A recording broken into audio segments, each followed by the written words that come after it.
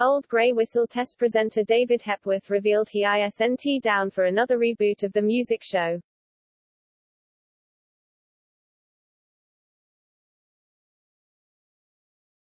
David Hepworth, 71, has spoken out about whether the Old Grey Whistle Test, later known as just Whistle Test, should make a return to our screens. And the answer is simply, no.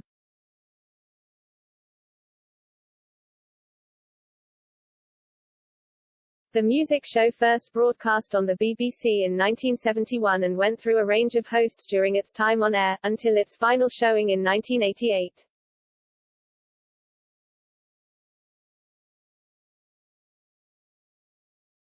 Similar to Top of the Pops, it focused on albums rather than the chart hits.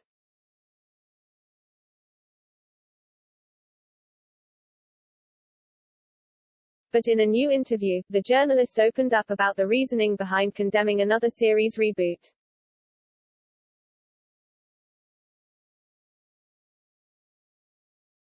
Some say they should bring Whistle Test back, he said.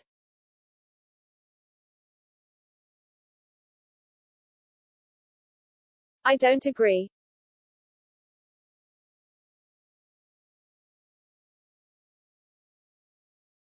YouTube is probably the best place for it.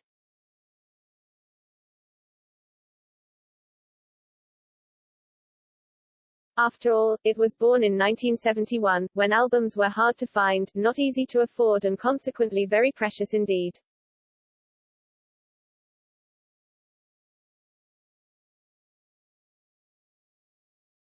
He revealed he still receives emails all the time from fans who tell him they've been watching clips online of him interviewing bands back in the day.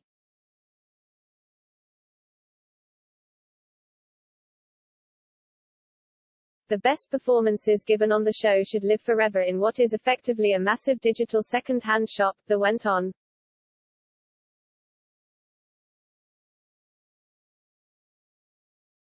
They're to be sought out in the future by fans not yet born, seems entirely in keeping with the values in which the Old Grey Whistle Test was conceived.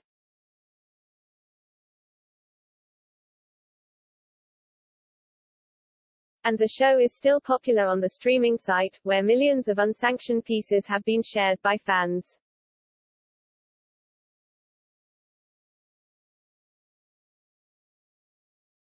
They preserved them on VHS tapes during those long decades when if you wanted to clap eyes on Focus, the sensational Alex Harvey Band, John Martin or Judy Sill and you had missed the broadcast, this was the only way you could do it, David chuckled.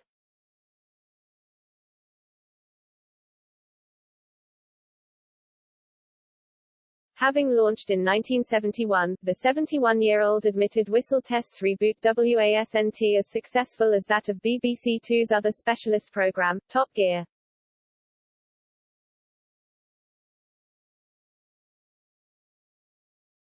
Instead, it came off the air in 1988, he explained to Radio Times.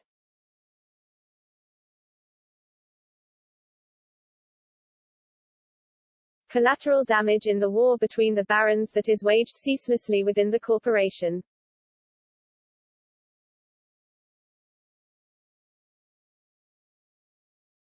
At the time, nobody on the program anticipated anything we did would turn out to be of historical interest.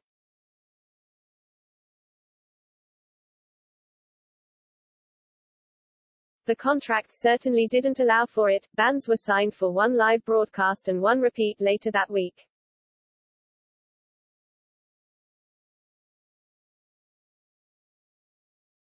And there were other changes, too.